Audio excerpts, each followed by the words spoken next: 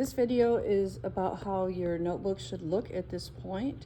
So you've got the cover page, and it should be colored and look attractive. It doesn't matter where you positioned it.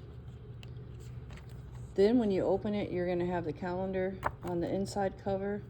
You've got your two periodic tables. I'm not looking to see, if it's the same as mine, just that they are both there. I also recommended taping in the corners. So you need to make sure you've got tape on each corner, because that's what's going to hold these in the best. Then you have your table of contents. My table of contents is up to the lab safety doodle notes, because that is what we're doing next. And I have the page numbers, the title, and then up in the corner, you see I've got a small lowercase I. And then in this corner, I've got 2 lowercase i's, 3 lowercase i's, and then that is the Roman numeral 4. So I left some blank pages, and then I have my scriptures, and that's where I start my page numbering at 1. The order of the scriptures doesn't matter. I'm looking that you have it in there. It's taped on all 4 corners, and you've copied it. Scripture is there. It's taped on all 4 corners, and you have copied it.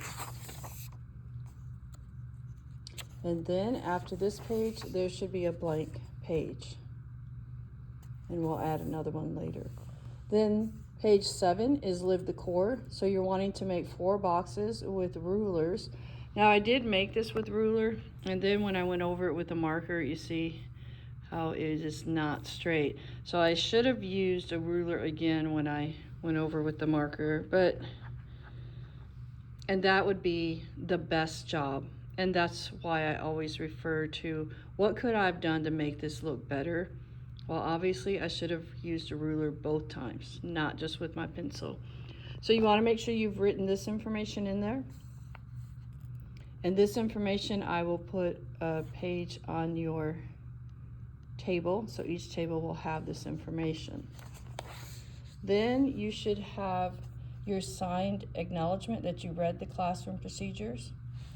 Then this is what I believe a good faith effort is. So you want to make sure you know what that is. Again, taping in the corners. I actually put another piece right there. This is the mastery learning process. What do you do if you were absent? If the good faith effort is expired, what does that mean? And what is your mastery learning opportunity? What do you do for that? This page has the flow chart.